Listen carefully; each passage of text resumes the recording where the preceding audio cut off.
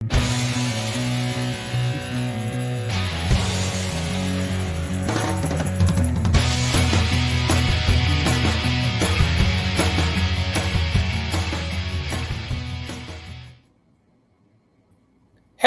world! Welcome to episode number 325 of the Comic Watchers Show. He's Chad, I'm Matt, and this is our show about comics. With us this week is our returning guest, Rich Douek, here to talk to us about Masters of the Universe, Genesis from Dark Horse. Rich, welcome, sir. Thanks. Hey, thanks for having me, guys. It's good to be back. Absolutely. I think it was for Drive Like Hell last time. Yeah, probably. So that's already been like a couple of years now, but Yeah. But I'm It's staying busy. far in your rearview mirror. So you're the Masters of the Universe guy at Dark Horse now, man. How has that journey been for you so far? It's been really great. It's kind of funny how it all came about. Like, wasn't really planning to be, writing Master of the Universe, but I was talking to my editor on Drive Like Hell. Actually, we were just talking about possibilities of like what to work on at Dark Horse, and he mentioned that they were going to start doing more Master of the Universe stuff, and he was like, you should talk to Tim Seeley because Tim's writing the main book in Dark Horse's Masters of the Universe continuity. So it's like it started out as a mini series called Sword of Flaws, but that was doing well enough that they wanted to expand it, so they turned it into an ongoing. And so I just hooked up with Tim and we got to chatting, and he was telling me that they wanted to do this series called Genesis, which kind of explores like a little bit of the backstory of some of the characters in the setting other than He-Man. So we were just sort of batting around a couple of ideas, and we really settled on Skeletor just because he's the big bad and one of the most interesting guys on the scene. So and like just sort of Tim's like a huge Master Universe fan, and we just been sort of like talking about how we saw Skeletor and what kind of story we wanted to tell, and we just really vibed. And so we both went back to Brett and was like, hey, here's the plan. And luckily he dug it. So there we are. Yeah, were you a pretty big MOTU fan going into this project? Yeah, I mean, I'm of the age when I was like the target demographic when the cartoon came out and the toys and stuff like that. So I had a whole bunch of He-Man toys and stuff. I never had Castle Greyskull, but I had a bunch of guys and a few of like the, little vehicles and stuff like that. And I always liked it and watched the show when I came home from school every day in the 2-hour cartoon block that was like on TV every day. And mandatory. Yeah. And, then like there just wasn't any kind of Master of the Universe stuff for a long, long time. So kind of fell out of it. But, getting back into it when I was doing research for this. So like I watched like the Kevin Smith show and stuff like that and got a little caught up. And yeah, there's, a lot of really cool stuff. But for me, it's definitely like way more rooted in kind of like the original like iteration of it. Well, not to brag, but I still have the original Castle Greyskull, Snake Mountain, and Horde playset. So, damn. And that's hardcore. Dad. Hardcore. Three or four popcorn tins full of action figures and vehicles. Awesome. No. Much to the chagrin of my wife. Well, what's she gonna do? Well, they're hanging out in the storage unit with the G.I. Joe and Transformers, so. There you go. At least they're in good company. Yeah. Can have their own little Toy Story war. Absolutely. Freeze. Kind of a vibe happening. Yeah. And they better not be unsorting my comics too. So, Chad, do you want to jump in with a question, or? Yeah.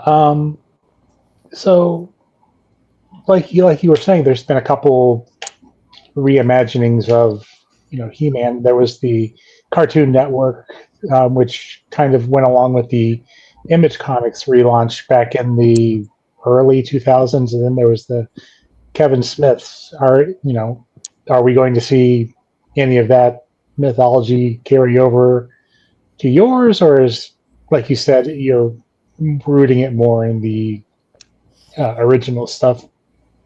Well, it's kind of like this is like a completely new continuity, so we're not really beholden to anything.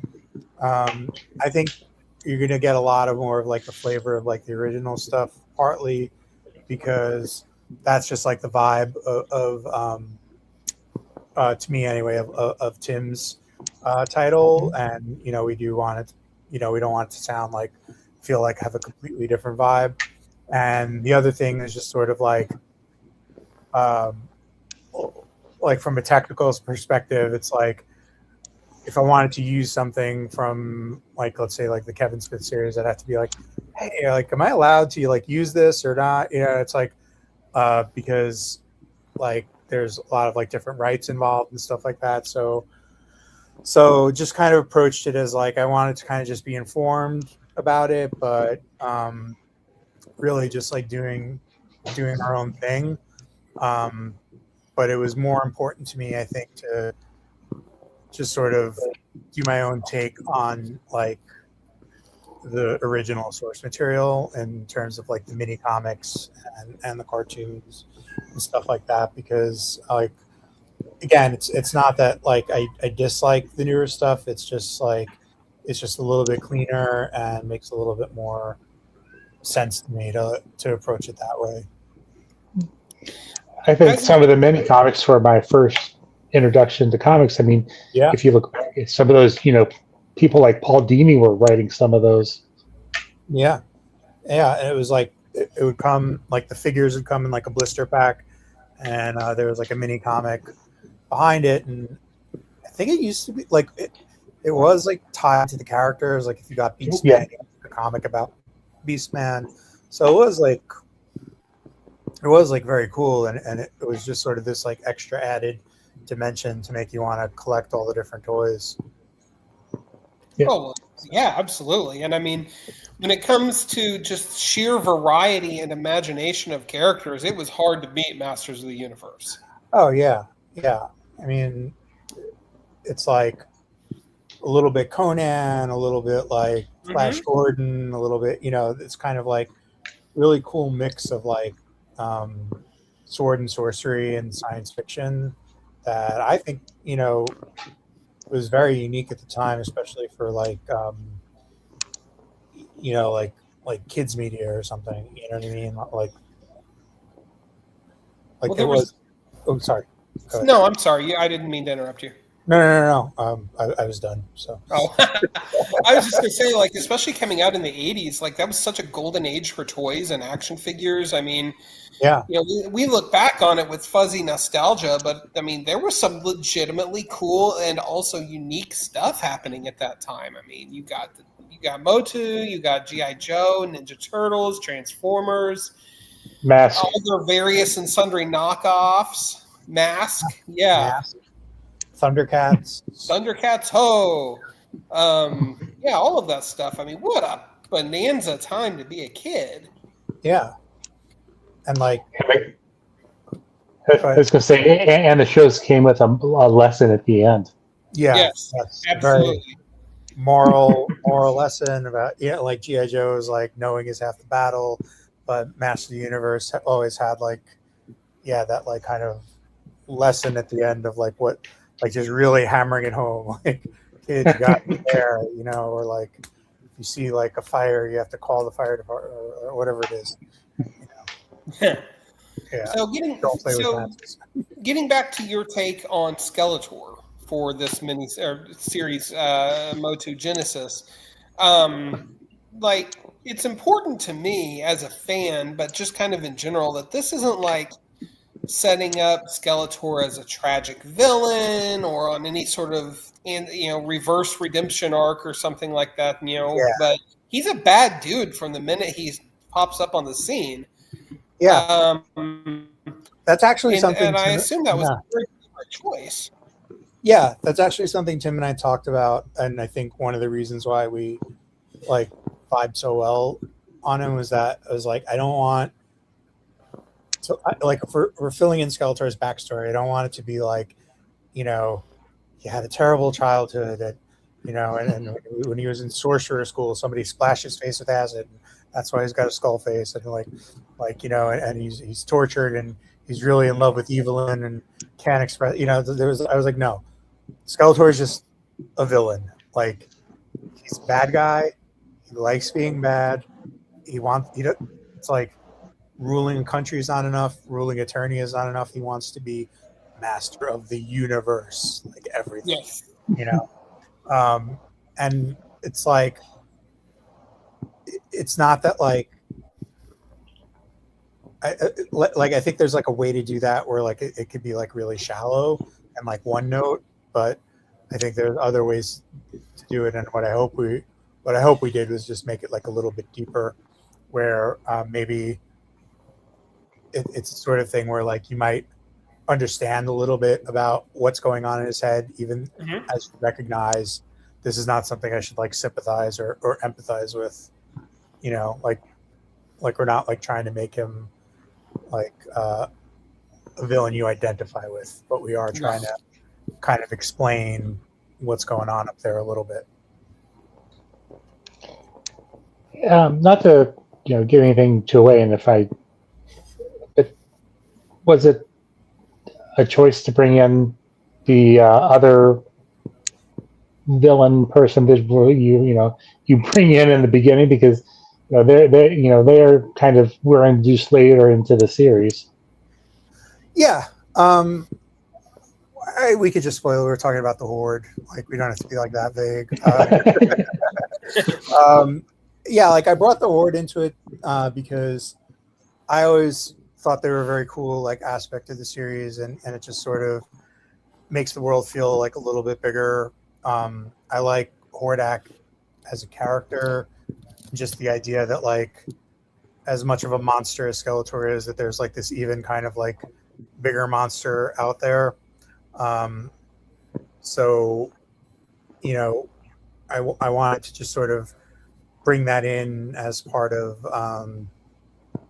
his backstory, because I feel like it could speak a lot to like his kind of motivations as to why he has this need to conquer stuff. And it was also just like Gavin and I had a lot of fun, because it's like, all right, Gavin, like, we're going to have like Skeletor leading the Horde. So if there's any Horde characters you want to draw in, like Grizzlor or I forget his name, but the two-headed guy. Like, I was like, the mercenary? Too bad. Too bad. Yeah.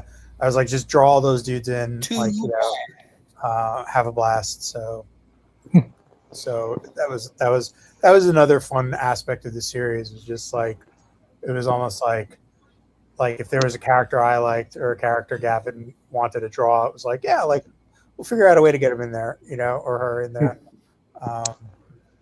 So that I love Easter eggs, and you had plenty of them in the opening sequence there with the evil Horde. Yeah. So is it only going to be Skeletor and his crew that are going to be part of the story, or are we going to see the other the good characters, I guess, kind of jump in and out of the story? So it's definitely focused on the evil characters for most of it, because this is sort of like that part in Ocean's 11 where like they're getting the gang together. So like a big part of this story is like in this issue, he recruits Beastman and Merman. In upcoming issues, he's going to recruit the rest of his gang and stuff like that. So there is just sort of that aspect of like him getting all of them together to execute this plan that he has, that's going to eventually, in his mind, lead him to the steps of Greyskull to take it over. But that being said, when it does come time to execute that plan, we are going to see a couple of good guys. I think unexpected ones too. Like it's definitely not going to be He-Man, because at this point in the story, He-Man's not a thing yet. He's still Prince Adam. He hasn't gotten the sword yet. So He-Man's not going to show up. Not to disappoint anybody. If He-Man's your favorite character, I apologize. It's just a little bit early to bring him into it, but we're definitely going to see some familiar faces that aren't all deformed monsters in the service of evil. Now, did you find it difficult when writing Skeletor? Did you find anything difficult to write about him or portray him, I guess? Yeah, I mean, I wouldn't say like it's not like difficult, but it is kind of like one thing I always had to keep in mind was it's like, Skeletor can very easily kind of like go over the top, especially like just like I know he's got a skull for a face. What was that? Rich, are you there? Yeah, he's here. Yeah, can you guys hear me? I can hear you. Matt, maybe you're not here. It might be a Matt problem. Oh, okay. Well, I was just going to say, like, I know he's a skull and everything, but if he had a mustache, like, he'd be like mustache twirling, like that kind of like over the top, like villainy. And it's like, if you're not careful with that tone, it can like kind of veer a little bit too. Well, Chad, keep it going. Whereas like in the opposite direction, there's like the danger of it being like too straight and too serious. Then you kind of like lose all that like flavor. So I think like probably the most difficult thing for me was just sort of like figuring out like where to strike that balance of it being like yeah, like I'm gonna have some fun with the things he says and the ways he acts, but also like just the like type of writer I am. It's like I didn't want it to come off like a straight comedy or like coming off like it was almost like making fun of that or something like that. Like I wanted to really take the story itself seriously. Please tell me we're going to see Stinkor. I don't want to spoil it. Okay. Then don't. So how is writing a comic like Masters of the Universe different from writing, like, let's say, Drive Like Hell? Well, I mean, there's just like sort of like the practical difference of like Drive Like Hell is like my creation, so and Alex's, so kind of like what we say goes, like in terms of like what happens or how the backstory or how the universe is set up and stuff like that. Whereas when you're writing Master of the Universe or writing something for Marvel or DC or anybody that has like this established continuity, it's like they aren't like having all that background. It's not like it's not like a set of handcuffs, because you can kind of like take what's useful for your story and like and leave the rest. But at the same time, you have to like be aware of what's come before, so you don't like completely like shit on it for like no reason or anything, or something like that, or like and then you also have to keep in mind that they're not your characters, right? So Right. there's certain like, and this didn't really come up, but it's like there might be like something you want to do that like they're just like, I'm sorry, we can't do that because that will derail our plans for the movie, or like we're not gonna be able to sell our toys, or like if it was like Marvel or something, like, like we can't make that change to the character because it would just cause like ripple effect into like everybody else's stuff. So you're not kind of like the final decision maker when it comes to that.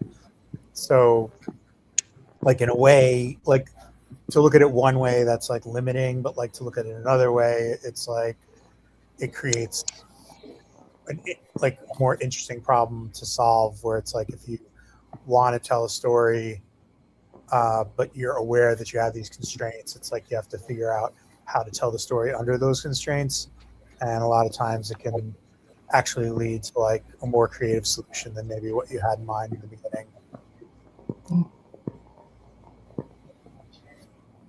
You back with us, Matt? Maybe. He looks like Frozen. Yeah, that he's just really unhappy with it. So.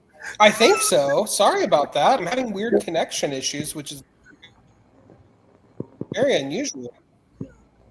Oh, Lord.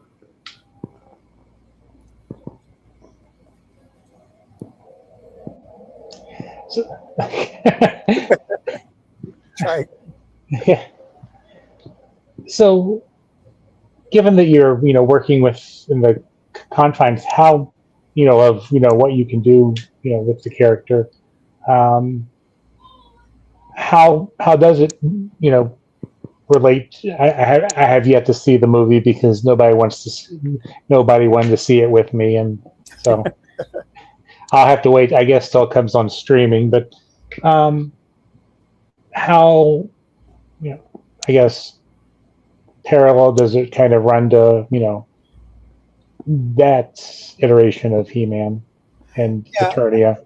It doesn't directly, like Dark Horse did do, or I think they're in the middle of doing like a separate one that is a tie-in to the movie. This is like our own like the self-contained kind of continuity, so it doesn't really like affect anything directly, but it's more just like, I guess, just like the broader kind of thing, like it all kind of like interconnects. Like if it's like, like Skeletor's got to be blue skin with like a purple cowl because that's how we know it's Skeletor. You know what I mean? Like he's,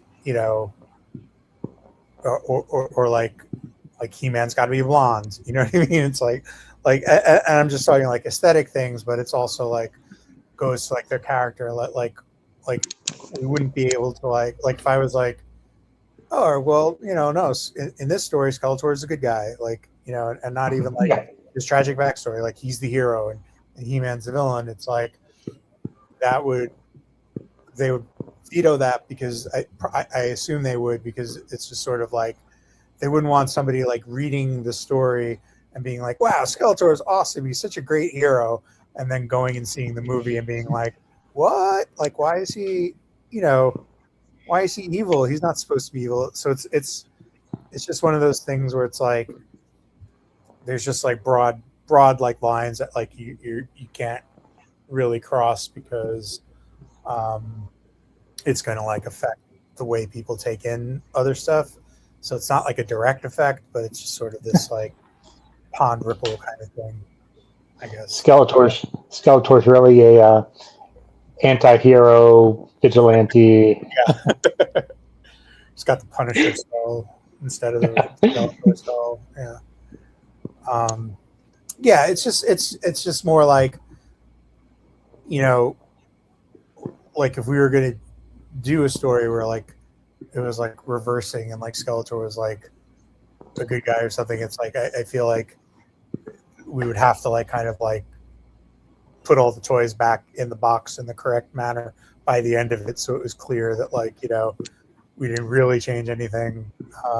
We were just telling a story. So now, was it a creative choice on your part that because Merman kind of appears, within but he's not kind of the blubbery, talking. Was it just to make it, easier to write him as somebody who, is can string together a complete sentence without without going blah, blah, blah, blah. Yeah. blah. Yeah, it's a bit easier, and it's sort of like, I don't know. I feel like that would just get old after like Yeah. 10 or 20 pages of it. So it's more just like, if you hear merman in your head with like the blubbering, like, by all means, like, when you read it, imagine that. But in the same way that, like, if like, I'm not like writing in like different accents, of like, I don't even know what an Eternian accent would be, but like, you know what I mean? Like, I'm just like writing it just as like straight dialogue, just so it's Yeah. easier to read. Or like Beast Man, just kind of, because if I remember from the cartoon, right, he was kind of Bestial. a more, yeah, Yeah, yeah. yeah, he's kind of a moron in this too, or at least Skeletor treats him that way. Uh, not that he's like a moron, but he's just, he's a beast man. He's got different priorities. Uh, more about, like beating people up and being fearsome than he is about, strategy and tactics. And so, Now, is it? I'm going to assume this is a limited series that you're telling. yeah. The way it's going to work is Genesis is a 12-issue book, and each character that's going to get highlighted is going to get 3 issues. So there's going to be 4 characters total.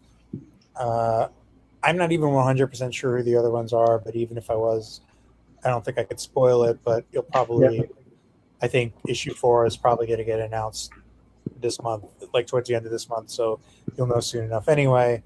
But yeah, Gavin, Fabi, and I are doing issues 1 to 3. And then we're going to hand it off to another creative team who's going to pick it up with the next character, and then they'll do their 3 and hand it off, and so on and so forth.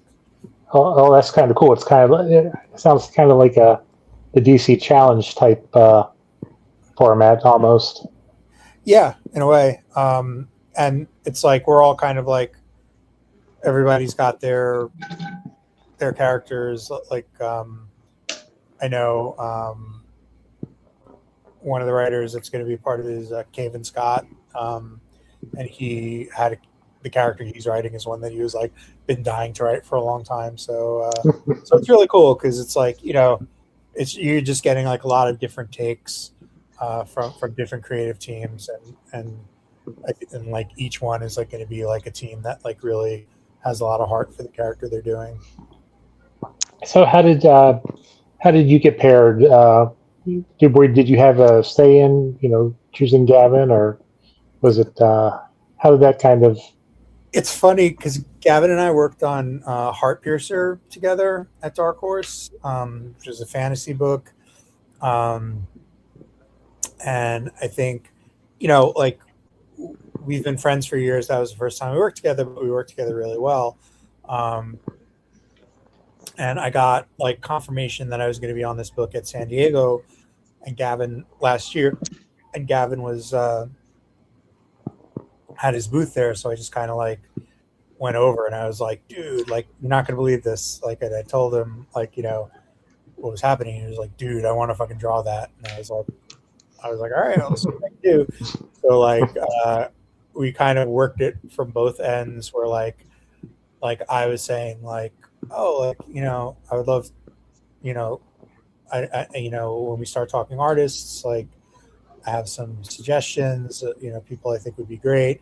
And Gavin on his end, like, just started sending Brett all his like Heartpiercer pages and Turtles pages and stuff that he was doing, and like between the two of us, we sold him through. So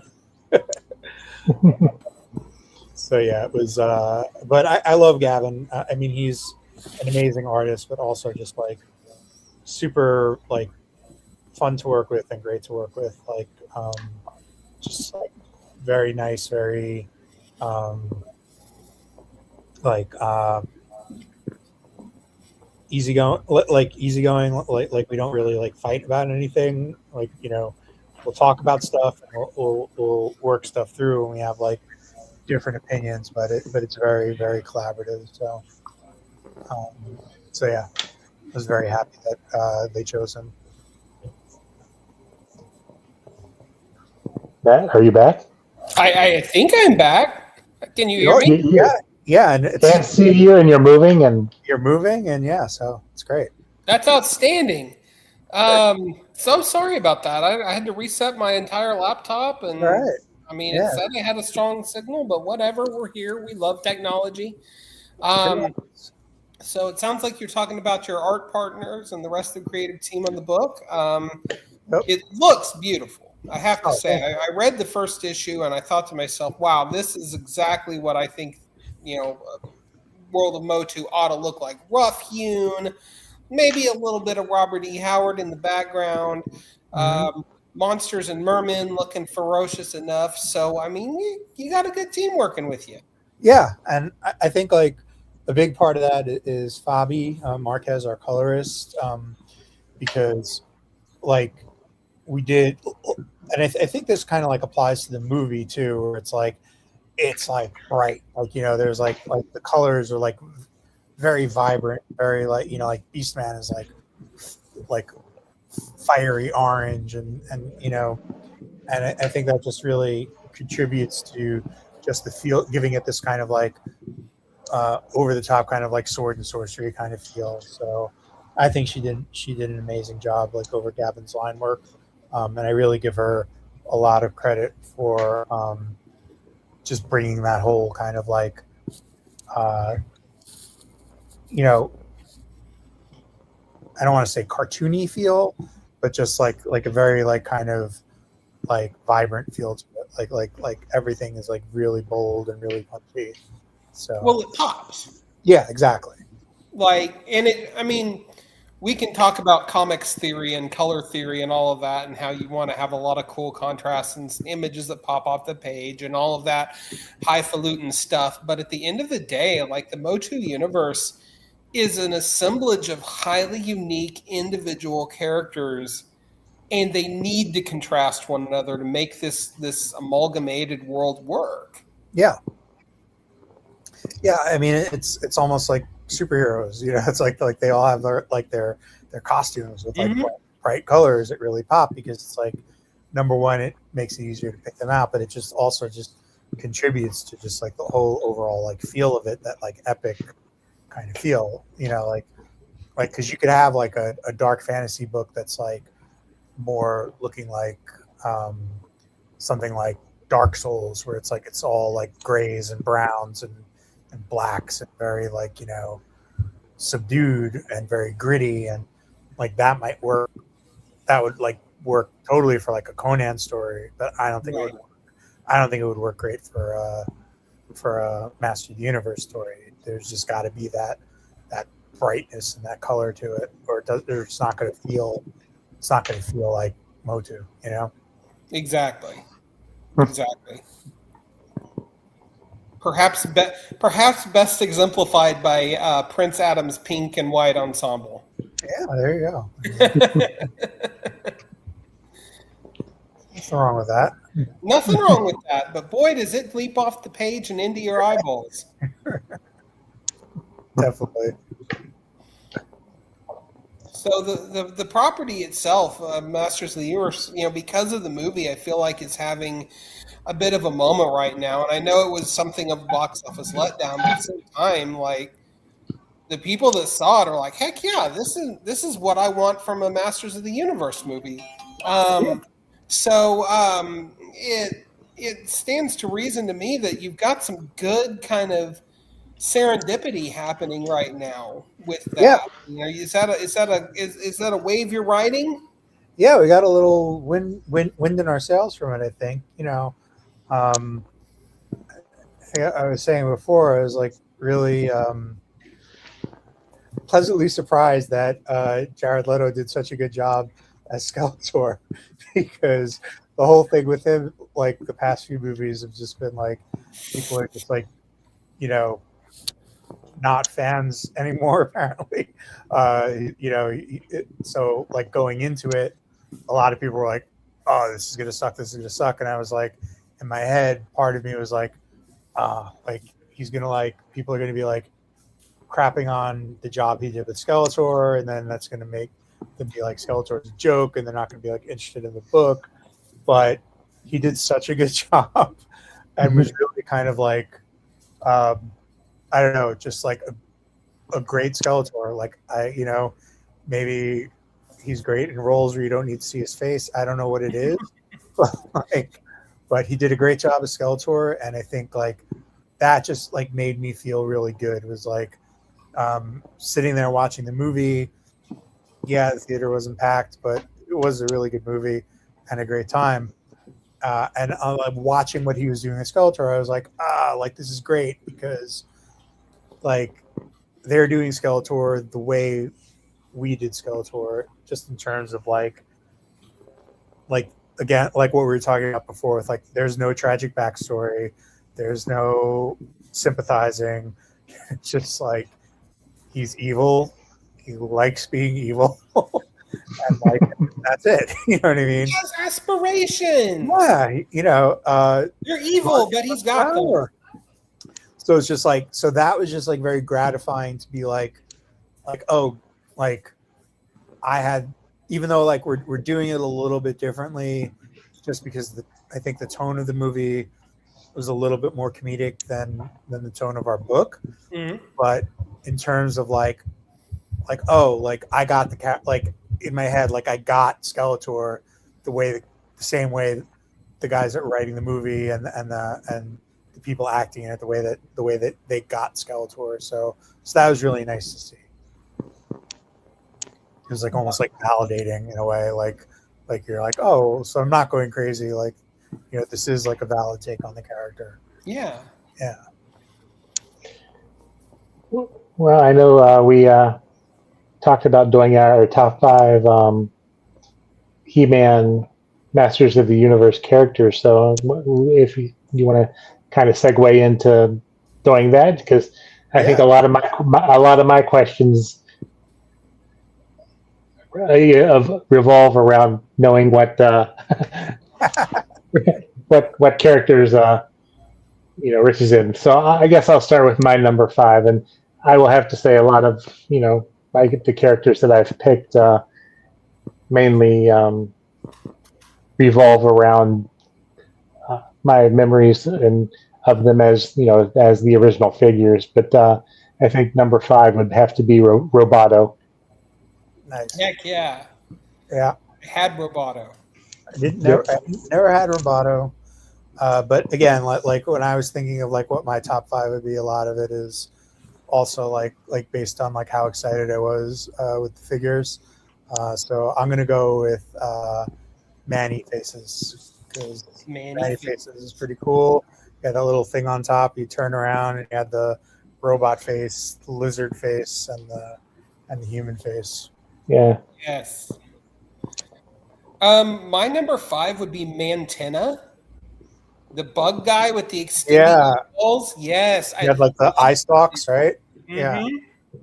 He was one of Hordak's people, wasn't he? Yes, Hordak and the Snake Men, who I'm going to come back to, had some of the best figures. Absolutely. So, Rich, let's see. It looks like Chad had a thing happen. Okay. What's your number 4? Okay, so for number 4, I'm gonna go with Fisto. I just because I have like the sense of humor of a 12-year-old. Yes. I just think it's hilarious that his name is Fisto and he has a giant fist and he fists. It's like it's impossible not to make jokes. Yeah, it's impossible, but I just I'll go with Fisto. I got you. Chad, but as a kid, that you didn't know that that there was a joke. Yeah. Totally over my head. But he was still cool because he had the giant fist, like a hammer. Now, my number 4, I'm cheating. I'm doing a 3-way tie. Mossman, Stinkor, and who is it? Cobra Khan, because Mossman and Stinkor had the smells to them. Yeah, and then pine air freshener, right? Like one of those trees in the car. Yeah. Stinkor was And then Cobra Khan was you could fill him up with water and you could annoy you could miss people and annoy them. So hell yeah. I don't remember that one. Yeah, I think I can't remember if he was Skeletor or a Horde person. Well, if he's snake themed, it stands to reason he'd be one of the snake men, right? Yeah. So my number 4 would be Modulok. Oh yeah, the scientist. All of the interchangeable body parts. Build him up any which way you wanted. Oh, that would, dude! I was like 5 or something when I got that thing, and I thought it was the coolest thing you could possibly imagine. Just because both of the heads were evil looking, and you could just run wild with your imagination.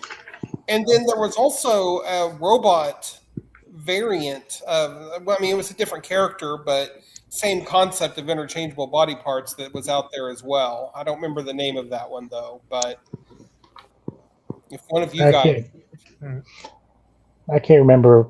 That doesn't ring a bell. I just remember the red pieces all over the place. Absolutely. 22 pieces of interchangeable fun. For number go ahead with number 3. Okay. So my number 3 a deep cut here is Zodak. I don't know if you guys remember him. He was yellow and blue guy? No, he was red, and he was weird because they never really used him that much. I think he was maybe in like 1 or 2 episodes. But he was like this kind of cosmic enforcer. So he was almost like the He-Man equivalent of like the Green Lantern Corps or something. But the reason why I love this character is the stupidest reason, but it's because he was the only one that came with a gun.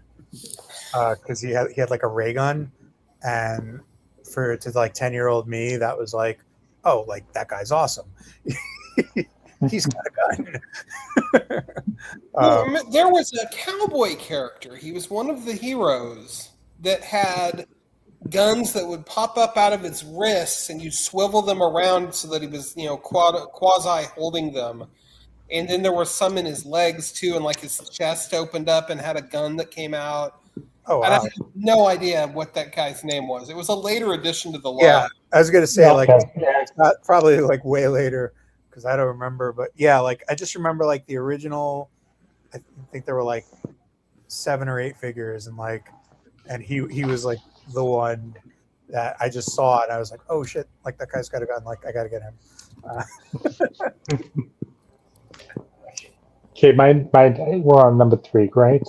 I'm going to have to go with Ram Man.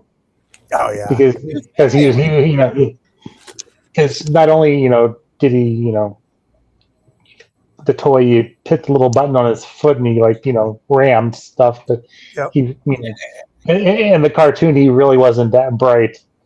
Well, yeah, he kept hitting his head on everything. It's and it was always fun to take him, and because the mini comic I remember is somehow Skeletor bewitches him and has him trying to ram the door down of Greyskull, and so doing that with toy it was always fun. I remember that I think from they used that in the commercial, the TV commercial for the toy when he came out, because I remember that squeezing that was the thing. It was like he's ramming the door down in Greyskull. It was like boom, boom, boom. Yeah. All right, Matt, what's your... So my number 3, because he's really... Yeah. My number 3 would be Too Bad, because you basically got 2 figures in one. And he was just really cool because he had 2 heads.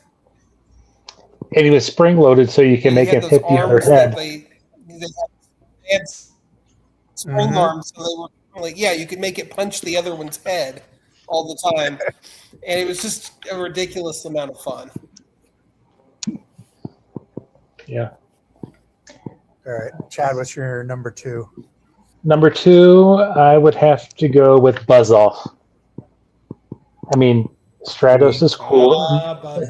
Stratos is cool, but Buzz Off is a big B. And The big B man.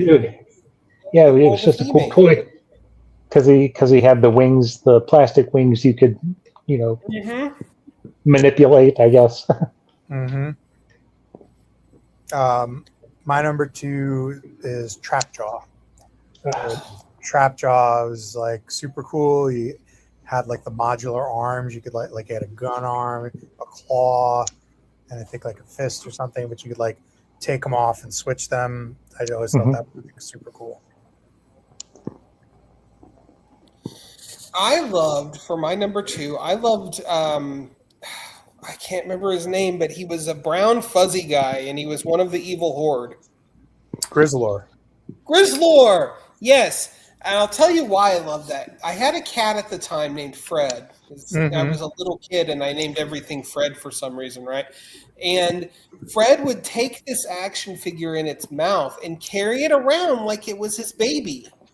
All over the house. I have photographic evidence, but also real memories of this, even though I was only like 4 or 5 years old. And yeah, it's the most ridiculous thing ever, but I can always associate Grizzlor with those happy type of memories. Yeah, well, from what I remember, it was like he was really fuzzy, right? Like he had like, it was made with like, oh, he's super fuzzy. Yeah.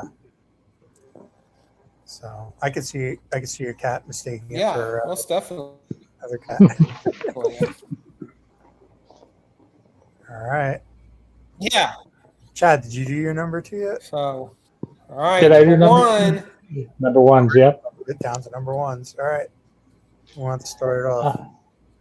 I guess I'll go. I'm gonna go with Mecha Neck because it was just cool. You twist his body and his head went up, it went down, it went up, and then in the cartoon, he could, if I remember correctly, his eyes could go, back and forth, and it was just like a cool. Yeah.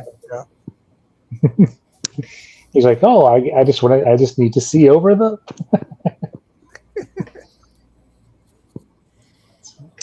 That's my number 1. Nice. Okay. All right, Rich, you're up. All right. So, not to be cheesy, but my number 1 is Skeletor. It's just, part of it is because it's the first figure I got, and I remember like dragging my mom to the store because I wanted to get a He-Man. You know what I mean? Because He-Man was the hero, and like everybody wanted He-Man. When it actually got to the store, and I'm looking at the figures, and I see Skeletor, and I was like, this dude's much cooler than He-Man. So he was just like metal. I don't know, like skull face and the staff, and he came with his own power sword. So I just thought he was like infinitely cooler than He-Man. So I guess it's like a little weird that he's the guy that I wound up with, but writing the story about. But yeah, he really is like, I think, my favorite character in the franchise, both like as far as like the toys go and just like the cartoon and like all that stuff. He's like the guy that like resonated with me way more than He-Man did, and it worked out because my best friend had He-Man, so it was like it wasn't just going to be like 2 He-Mans fighting each other. All right. Okay, Matt. Number 1. Well, you could have. What was the name of the fake Prince Adam? Was it Faker? Faker. Yep. Those two. Yeah. Yep. So they just took the mold for Prince Adam and painted a different color, which is fantastic. Made him blue. Yeah. In its own right. Okay. So my number 1 figure of all time that I absolutely love more than anything is a deep cut named Extendar. And he was this silver robotic dude, and like in his legs, his arms, his neck, and his torso, you could extend it up, and he would gain height and lengthen his arms and legs. And I don't know, he was just cool. Like Yeah. he was. I mean, what he you had a figure and you made it get he was taller. Like that's the Sounds like, most coolest thing ever when you're a little kid. sounds like the Master Universe version of Stiltman. Yes, you're not wrong. Not wrong at all. But yeah, very cool figure. Silver and gold armor. Don't know if he's supposed to be a robot or what, but whatever. Just a Whatever. super fun toy. Just thinking about Masters of the Universe is like probably the first franchise to make be able to sell multiple versions of the same character, because you had He-Man, you had a Prince Adam figure, then you had Battle Armor He-Man, then you had He-Man with the caps, that when he twisted and punched, it went off, and then you had Yeah. He-Man and Skeletor with the dragons that squirted mist, and now I have 6 versions of He-Man. Hey, those battle damage versions were cool. Like I had Yeah, that they're was Skeletor was the battle damage version, and I absolutely loved having him get wrecked. So, well, Rich, so what can you tell us about what's to come in Genesis? So, like I said, we got 3 issues to tell the story. I think what's going to come up is a lot of these characters that we've brought up that are bringing into it as Skeletor gets his group together. So, definitely we're going to see Trapjaw, Triclops, Evelyn, all just your kind of classic core Skeletor evil warriors, as they call them. Mm-hmm. And you're going to get a good feeling as to why Skeletor is the way he is, and what this whole lust for power is all about by the end of issue 3. And I just know that we all had a great time creating this, so I hope everybody has a great time reading it. Well, I have to say, having read the first issue, it's a tremendously fun comic. Oh, awesome. You've definitely pulled that aspect of it off. And more to the point, it feels like it's got a world-building aspect to it rather than just being cheap nostalgia bait. Yeah, I appreciate that, and I'm so glad you liked it. But the world building was definitely part of it, because that was kind of part of the point of doing the series in the first place. It's it does stand on its own as its own thing, but it's also meant to tie into the main title and give it a little bit more context to make that title a richer read for you if you ever check that out. So Yeah, I mean, yeah, and you get to partner with Tim Seeley in that regard. So I mean, yeah, what more can you ask for? So, Yep. All right, Chad. Do you have anything else in the works that you can talk about, or no? Yeah, I mean, some stuff that I can, some stuff that I can. I have a story in July's issue of Hello Darkness. I don't know if you guys are familiar with that book. Mm-hmm.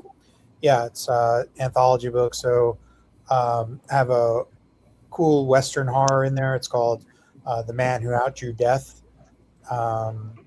Reuniting with Stevan Subic, who I did a Batman Brave and the Bold story with last year. Tremendous artist. And he just really nailed the weird Western vibes for this. I feel like Ennio Morricone is playing in the background as I was going through the pages. So that's coming out. And then I also have this story called Black Eye, and serializing through. That's actually right now on Black Market Presents, which is a new platform by.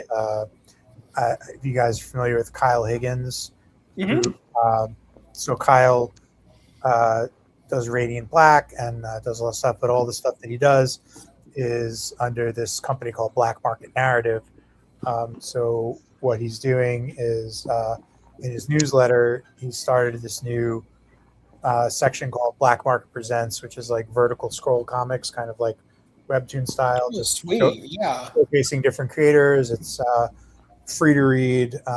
If you just go to Kyle's Substack, you can sign up and read the first one. We just turned in the second one, so that should be out pretty soon. And hopefully we'll be able to bring it to print someday. But right now it's digital. But it's also kind of cool because like that's people can read it, and the more people like it and the more people comment about it, like the easier it'll be for us to kind of get into print someday. So I'm excited about that. And then like I do have new stuff coming up that's not announced, so I can't really talk about it yet. But I'm doing some more stuff with Mad Cave towards the end of the year and into next year, and a couple of other smaller things here and there with different publishers. So it's pretty exciting, as always. Exciting times, my friend. Yeah. Do you have any con appearances? I expect I'll see you at New York Comic again this year. Yeah, I'll definitely be at New York Comic Con because I'm so close to the city. So I go there every year, and I'll also be in San Diego this year. I think we're actually going to be doing a Master of the Universe focused signing there. I'm sure we're going to try to do something at New York Comic Con because like I think all 3 issues should be out by then, or at least like the first 2 are definitely going to be. So we'll have like a little bit more to sign there. But yeah, those are like the rest of my cons like for the year. And then next year, probably be doing those, but I'm going to be trying to do some more. I'm going to try to do Heroes Con next year and maybe C2E2. But we'll see. But yeah, and I think we're also over the summer. We're going to be trying to do a few signings around issue 1. So you can watch my social media. Once those get like nailed down, I'll be able to talk about them. Very cool. And where can we find you on social media? Bit of a moving target these days. Yeah, no, I know. I am not on as much as I used to be, but I still do post on and read when people talk to me on Twitter, Blue Sky, Instagram, and Threads. At Douek on all of those. Actually, pretty much wherever you see Douek, it's probably me. And then you can also have a newsletter that I put out, usually like bi-weekly. If you just go to my website or any of those social media places, you'll see like where you can sign up for it. And I like that a lot because I get to get a little bit more in depth than I can on social media when I talk about stuff. And I try not to make it all about like me. You know what I mean? Right. Like, because I feel like it's a little bit boring for like if the only thing I'm talking about is like the stuff I have coming out. So I also talk a lot about writing and the comics industry in general, and writing, art, AI, like all that stuff. I rant about AI a lot, but yeah, I try to cover like a few different topics and not just make it all like promo. So Skeletor supports AI. yeah, I'm sure he would. He would. He totally would. Like he'd be like, "This is amazing." Well, Rich, thank you very much for hanging out with us tonight. Yeah, thanks so much for having me. Yeah, sorry about my technical difficulties. I know that didn't make it smooth as sailing, but we overcame and adapted and all that good stuff. So the book is Masters of the Universe Genesis from Dark Horse. And you should absolutely check it out because it's a very cool comic, even if you're not familiar with that world or its characters. So, and why aren't you? Right. You should be. You should be, damn it, especially if you're like 45 or older. So until next time, Chad, who are we talking to next week? Kat Calamia and Phil Falco will be joining us. Cool. I think they've been doing a lot of their Wizard of Oz stories, and I think they're gearing up for a crossover. I could be wrong, so don't quote me. No, they're, All right. they're super cool. I actually met them like last week. They were doing a signing at a local store, so you guys are having a great time. Love it. Love to hear it. Well, until next time, thank you all for listening. You can check us out, as always, at comic-watch.com, on Blue Sky, on Twitter, and on Facebook. So, and of course YouTube, where we're airing live now. So, until next time, get out there, do some good in the world. We need it. We need it immensely right now. Less Skeletor, more He-Man. Yes. Until next time, Stay cool. stay cool. That's right. Thank you for listening. All right. Thanks.